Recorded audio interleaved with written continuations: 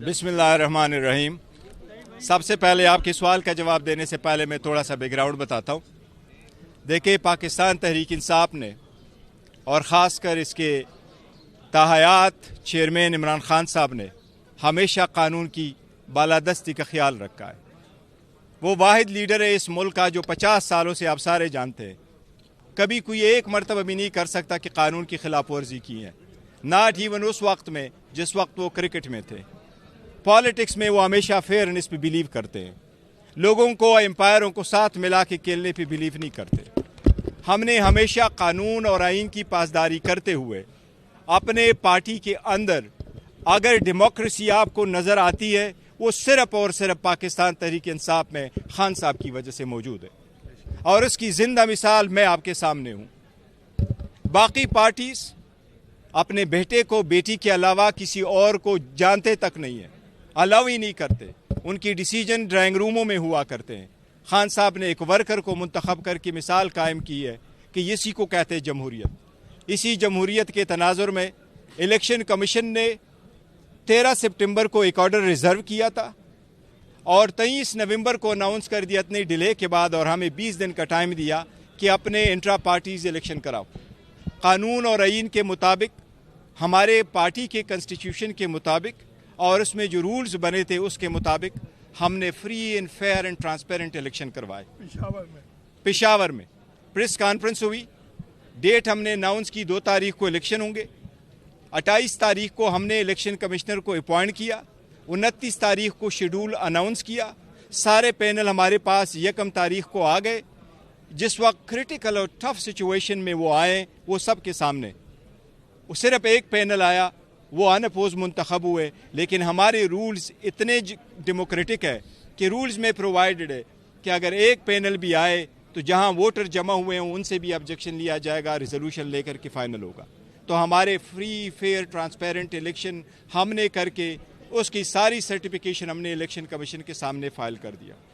Election commission से हमने बसद एहतराम इस्तदा की थी कि इलेक्शन शेड्यूल आने वाला है, किसी भी पॉलिटिकल पार्टी का उसका निशान, उसकी एक आइडेंटिटी है।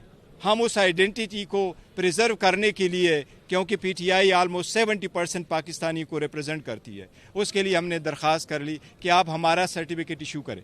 आज मैंने अदालत के सामने एक पिटीशन फाइल की थी।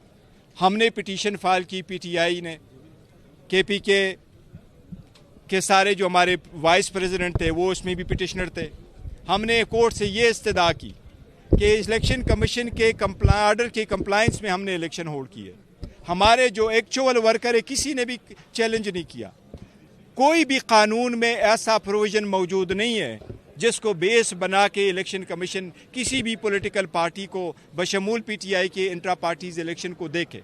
175 पॉलिटिकल पार्टीज जो 1960 के कानून के अंदर अपने इंट्रा पार्टीज इलेक्शन कराती थी, डॉक्यूमेंटेशन फाइल करते थे, किसी एक का भी इलेक्शन कमीशन ने नहीं देखा। इसलिए आज अदालत से हमने इस्तदा की कि कल 10 बजे के लिए टाइम रखा है।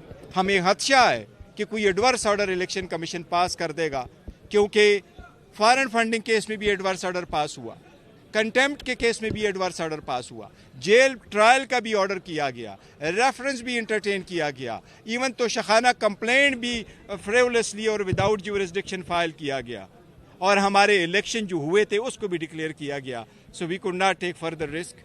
आज अल्हम्दुलिल्लाह अदालत ने इलेक्शन कमीशन को फाइनल एडवर्स ऑर्डर से रोका है।